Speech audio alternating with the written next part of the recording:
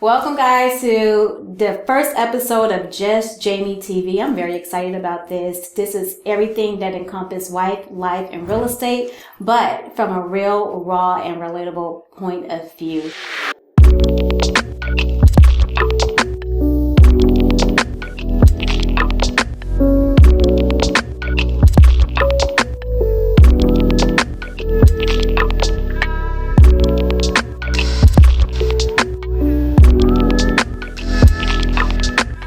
Okay, so today we're going to be discussing faith, family, and finance with my very special guest, none other than my husband, Julius Bertrand. Who better to talk about faith, family, and finances from our point of view? So this is what you're going to be seeing at home. This is us at home. So buckle up, because this one right here, not that bad. That bad. Okay, so go ahead. What's your name? My name is Julius Bertrand, and like she said, I'm her husband of, what is that, 8 years? 2014. Yeah, 8 years. Coming up on 9. So it's been a long time, long journey. A lot of things we learned along the way, and we still got a long way to go. So.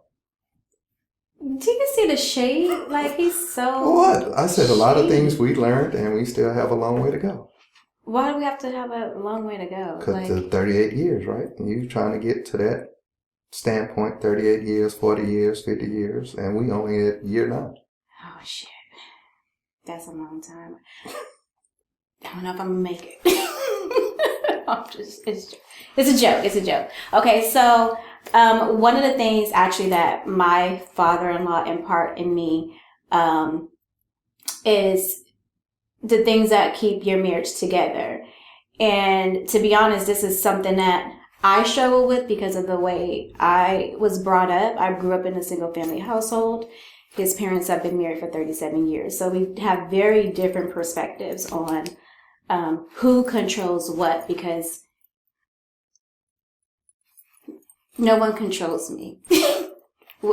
Okay. No one controls. She's right. No one controls her. No. Okay. So let's get into it. Faith, family, and finance, and what that conversation was like with us. So again, I'm a transplant. I moved here from California, and I didn't have a church home. How was that with us choosing the church? I went to church with him for the first couple of years. Like the first year or two, which she really didn't like it at the time because it was an older crowd. It was more of the church was transitioning into an older, elderly crowd phase. So it really wasn't many of us young people that was attending that church. And she felt like it really didn't fit her spiritual needs. So she always said she wanted to find somewhere else to go, but really didn't know where. A couple of options was open until one day my younger cousin, who was in the Navy, she came down here, and she was in the Navy choir. So they attended Wheeler Avenue Baptist Church to sing one day, and we all decided to go. And after listening to the service, she fell in love with Pastor Cosby, and ever since then, we've been a member of Wheeler Avenue. Was that change okay with you, because you grew up in the church that we left? So was that like hard for you to make that transition to a different church? No, it was fine to me, because at the end of the day, where you worship really doesn't matter. It's just about the word that he's preaching to you, and if you can relate to what he's saying. Transitioning wasn't a hard phase, or it really didn't bother me. Okay, so I mean, I think the faith part in choosing a church was relatively easy for us. That's not something that we bantered about very long, because he liked Wheeler too. How about this? Do you want to do finance? That's fine with me. Do you want to save that for last? Because wherever you want to go. What was it? Faith. Okay, let's do family. We'll do finance last, since it's faith, family, and finance. Okay. So family. Now, when we got married, I grew up, okay, so let me just backtrack. I grew up taking care of my mother. I became the guardian to my mother at 18 years old. And I also became the guardian of my sister and my mother at the same time. And I took care of them until I was in my 30s. Yeah, until I met you. I took care of my mom and my sister, and I was well into my 30s. So having kids is not something that I really wanted to jump into after marriage, but we agreed on having one child. He always said he wanted 3. But I was like, 3. I didn't have a certain number, but if we had one, I always wanted another one close in age, just to get it over with, or have somebody that she or he can play with. Didn't plan it, but things happen. Yeah, and we ended up with twins that we love dearly. So how was that? Did that changed? I think that kids changed our marriage, like, yes, it did tremendously. I mean, anything of that magnitude was going to change relationships, business, whatever it is. So because we went from 0 to 3 all in 2 years, we had 3 kids under 2. Yeah, 3 kids under 3. Yeah, we had 3 kids, pretty much back to back. I think we had the twins when Reagan was 8. Reagan had just turned 1. 8? No, she was 8 months when I got pregnant with the twins.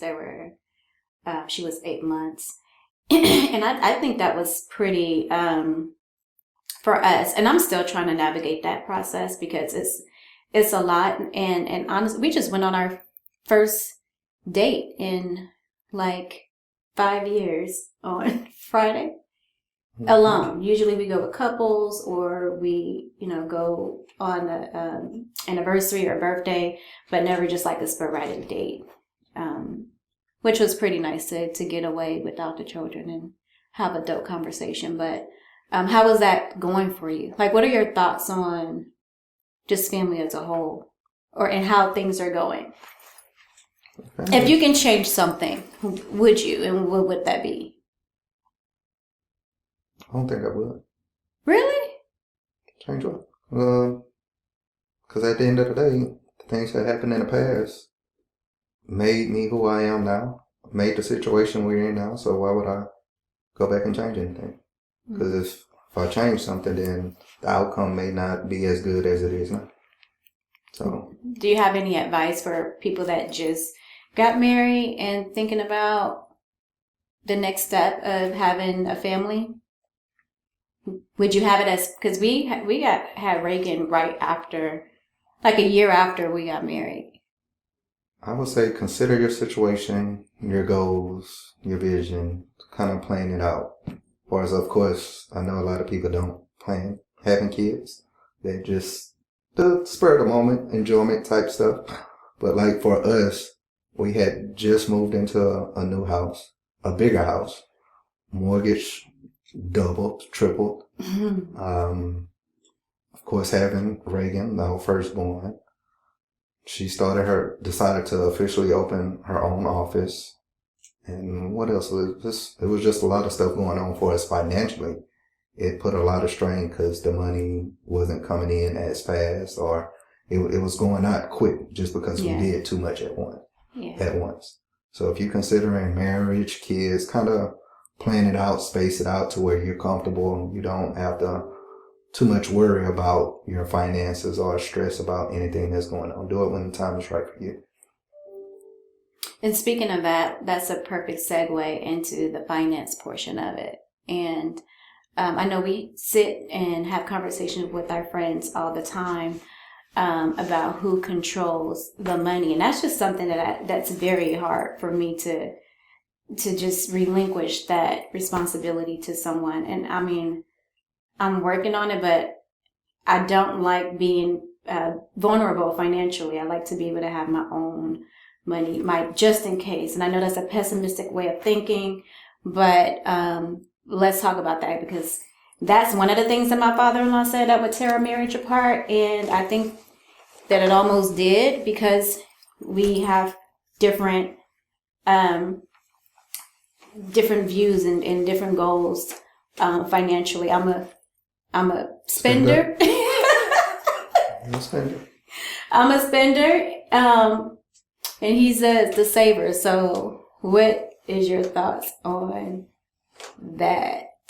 Finances, it plays a major role. It could make or break a relationship. Yeah. Especially if you're not on the same page, don't have the same goals. Nothing, they're just two separate people with two separate bank accounts. Hey, I make my own money, you make your own money. I do what I want, you do what I want. And no way in the world a marriage is going to last with that mindset. So like she said, she's more the spender that's spend money. She loved to go on trips, loved to buy things, this and that. Me, my mindset now after having kids is more so I need to make sure my kids' college is paid for. They're going to be driving at the same time. Do I have enough money to buy them vehicles, all three of them vehicles at the same time? I know a lot of people say, well, I only buy one vehicle, let them share, but each parent is on. I know my kids. So I know if I can afford to get them three separate vehicles, that's what I'm going to do. Not only that, you have graduation, high school graduation, college graduation, prom, sporting events, all that stuff is going to happen at one time to where a normal family, I ain't going to say a normal family, but a family that has one child or space their kids out may go through something once every couple of years. For example, sporting events, dance activities. You may have one child in it at one time compared to we have three going through it at one time, and that takes a toll financially. So that's more of my mindset, thinking for the future than right now and having to go on trips, want to spend. I'd rather save my money and make sure my kids are taken care of in the future. And see, and this is where we go back and forth because I think you can do both. You could save. I don't think I'm not one track mind or tunnel vision on one thing or pigeonhole myself. I mean, we could save for their future and save for college, but still give them the experiences, with the out of the country trips or the camping trips. I think, and they love that. It's actually an expectation to go on a vacation. So why can't we do both? I'm not saying you can't do both. You can do both. It's just a matter of, are you going to do both? You can save. I would say, make sure you have the money you plan on saving for your kids. Save that first. Whatever you have left, then yes, you feel free to splurge however you need to. Whether you want to buy trips, go buy things. But just make sure you put that money off to the side first before you go out and of course, leisure activities. Of course, you spend some, you save some, you donate some. That's the principle. And the unfortunate thing is we still haven't merged bank accounts yet. And I'll take that back. We have one. No. We do have one. We do not have one bank account. The business account. Okay, well that's the one. That's the one. You have your business account. I tried years ago to merge before we even got married. I tried to have one separate account to where we both own it. We manage the funds through there. She pushed back and kind of low key glad she did because, we would have some issues. No, actually, so you're bringing up the me that spent money like that. I guess the 10 to 15-year-old me. I don't buy luxury brands or I don't wear I wear my old stuff. But you don't see me with new Louis and Gucci. Yeah, you're correct. You don't see me with that. But Amazon, and they at the door every day. I know them people by name. Well, because I'm buying needs, stuff that we need for the house, for the kids. Like, where do you think it come from? Okay. If you say so. I do. Okay. What was in the Amazon boxes recently? Some pajamas. Anyway. Right or wrong? What? Didn't some pajamas just show up at the door? Why can't I buy pajamas for myself? I'm just saying. Yeah, I bought pajamas. That's not a need for the kids. Okay, because I buy the kids stuff all the time. There was a need for me. Okay. I needed pajamas. Okay. So, the kids. Every day? Do I need something every day? Sometimes 2 and 3 times a day. I don't buy pajamas every day. I know, but the still packages come 2 or 3 times a day. Yeah, for the house, for the kids, not for me. Okay. Yeah. Okay. And see, that's why we have separate Amazon accounts too, because no. Yeah, we pay for 2 separate Amazon Prime accounts because she don't want me to know what she buy, when she buy, and how many times she goes shopping. right or wrong. All right. So I know your parents been married for 37 years. Who controls the My money? dad. Your daddy. My mom just like it. She'll spend it. I'm pretty sure she's gonna watch this. That's fine. It's no secret. It's no secret. She'll tell you herself. She'll spend money a lot of times. Now, I will say this, like you, she typically spends on other people first before she spends on her.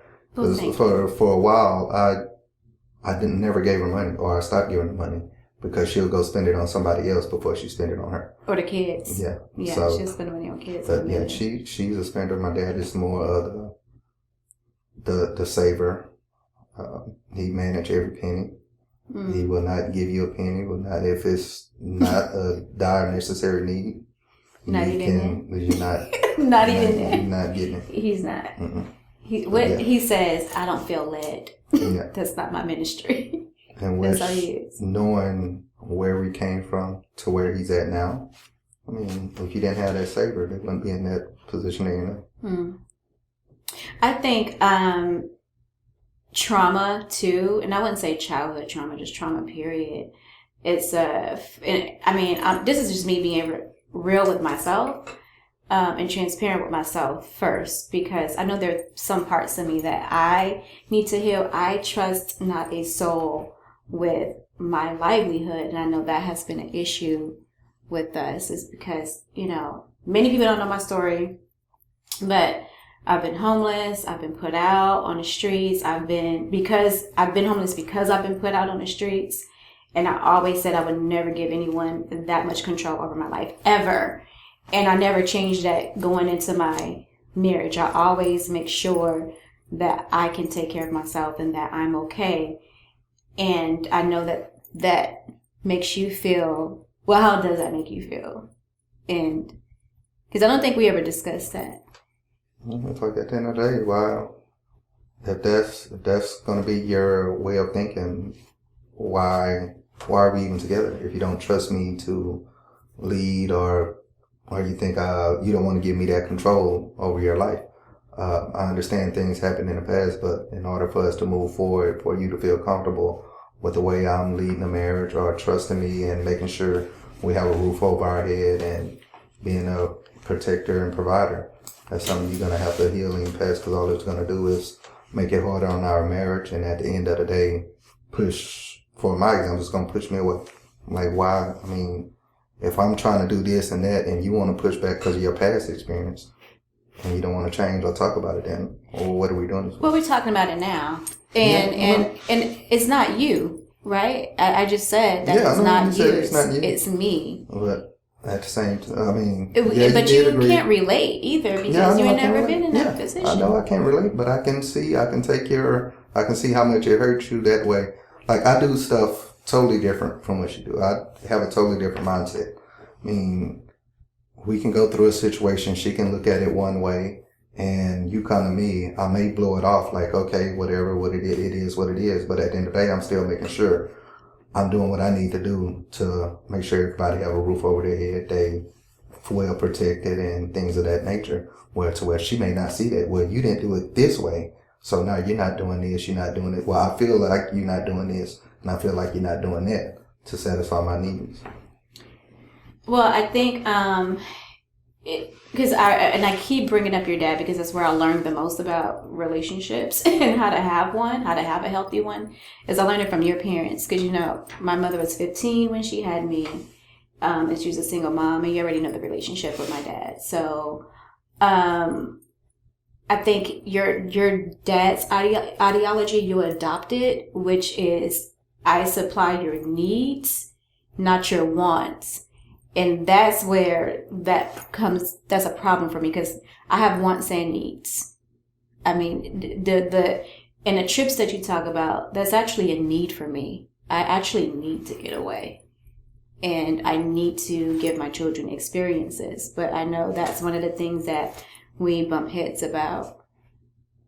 I'm not saying that you can't need to go on trips. I know people do need to get away every so often to clear your mind, just to kind of regroup, reset, and in order to make themselves better.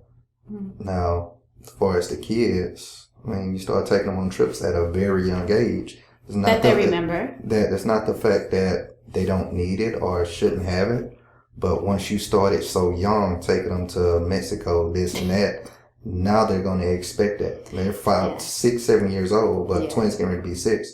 And they already talking, well, I want to go to Hawaii next year. Now you got to make it an everyday thing, every year thing. Right. Going on these lavish trips. Yeah, it's more so. Sometimes I feel like I ain't gonna say they didn't have a normal childhood, but they really. I'm not. That's what I'm saying. I'm not saying normal childhood, but like your normal birthday is how we grew up, just playing, having fun. You know, punch. Yeah, punch. Just going to the park and all that stuff. Stuff like that. They really never had a chance to experience. Like we were just getting into having birthday parties to where their friends come around because we was always taking them on some kind of trips or hotels because that's what they wanted. And after they start going to more of their friends' birthday parties, they start having fun, and then that's when they start asking, well, when can I have some of my friends come over for my birthday? So it was just, at the end of the day, I think that's what they wanted from the beginning. And which I know first time parents, you kind of want to give them or take them on, do a lot of things that you never did before. But I mean, it is what it is. But it sounds like you're saying you're spoiled in so many words. They are spoiled. There's no secret. The kid, you know that right off the bat. Kids are spoiled. I don't think they're spoiled. Okay. I don't think they're spoiled at all. Why not? Because they're not. They just like nice things. Okay. And every time they like nice things or they want something, don't they get it? No. Name one thing. I can't think of anything off the top of my head, but they're not spoiled, but they're not spoiled. I don't think they're spoiled. 5 and 6 and 7-year-olds requesting lobster, steak, and shrimp for dinner for lunch. What you want to bring for lunch today? I want shrimp. I want crawfish. I think. Mommy, can I have this? Mommy, can we get it? Okay. Mommy, what are you on this trip? I don't say okay all the time. I don't say okay all the time. They're spoiled. You know it. They're not spoiled. I mean, it's okay. There's no denying it. They're spoiled. But again, we're talking about, and that's probably something that I should have done to, there's probably something that I should have done. I definitely think, and I would recommend that if anyone had the type of upbringing that I had, because we did marriage counseling. We did. But I think as an individual, because a lot of things I do is maybe a trauma response. So I give my children things that I didn't have. I give them the experiences. And I'm not saying it like my mom, refused to. My mom was a very great mom. She just couldn't afford to do certain things, and I give my children the things and the experiences that I did not have growing up. I don't want them. I was working at 15 and working 2 jobs by the age of 17. So to help my mom pay bills. And I don't want my children to go through that. That's why I work and do the things that I do, is because I don't ever want them to feel that. That doesn't feel good. And you can't focus when you are trying to take care of yourself and your family. I just don't want them to experience that. And that's totally understandable. I mean, I get it. I see it. I saw it. I even said it a long time ago, whether you remember it or not.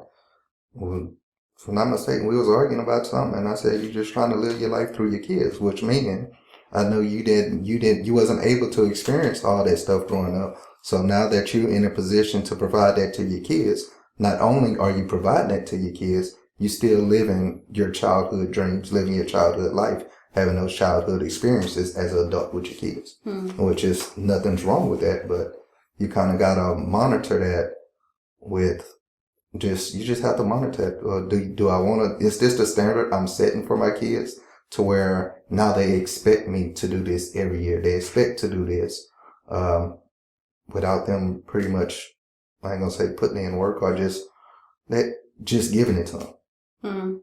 Because, like I said, they are spoiled. They get whatever they want, whether you agree or not. They're not spoiled. They're not spoiled. But I mean, it is what it is. Okay. It's our life that we decided to provide for them. So. So, start, stop, and continue. What I would like you to start doing, I would like for you to start planning the vacations and the trips for us. I that's hard for me to do. Well, I wouldn't say it's hard for me to do. It's something that I love to do, but it's very time consuming for me to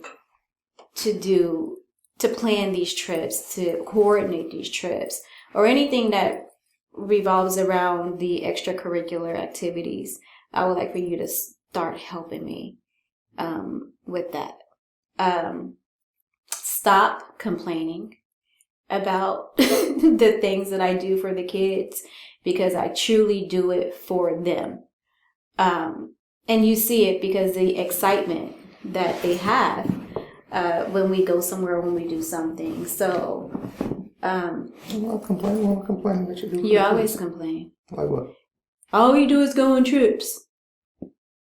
Yeah. I've said that before. You say it all the time. I mean, 4 and 5 trips a year, that is kind of... 3. 4 or 5. 4. 5. 4 or 5. That's a bit much, especially to say the type of trips. No, that's not true. Because most of our trips, our spring break trip and I would say we take 2 domestic trips and 1 international. So our 2 trips, our spring break trip or our Christmas trip, those are domestic. Those are sometimes local. I think the only time you flew somewhere was when we went to Seattle, but those trips are local. This is our summer vacation that's international. You should know that. Mm-hmm. And then we'll take a trip in between for Memorial Day or Labor Day. Because we all need to get away from the everyday hustle and bustle. So, stop the complaints on that. And also, I don't know what I want you to continue. I take that back. I want you to continue, you're very present. You're very present with the kids. And even when we do go on vacation, you complain, but you're very, very present, very helpful in that aspect. So that's all I got on that. You. And we're talking in return, as it relates to faith, family, and finance. Probably need to start going back to church too, because we kind of fell off on that. For stopping. Can you Can you start, stop, and continue? You go straight to the negative every single time. No. We're gonna stop. Let's see. Stopping. Can you stop? Stop. Let's see. How can I word it? Not being. No, just word how you worded this is real, raw, and relatable. Basically, you want you to be more open to my opinions in the way I do stuff. Like you brought up earlier, we both have two separate backgrounds, 2 separate upbringings. A lot of stuff you respond to or react to, like you said, is based on some kind of trauma you dealt with in the past. A lot of times, that's not me. So if I have an opinion about something or think something can go a different way, stop thinking I don't have your back, I don't support you, when I'm just trying to give you a different point of view.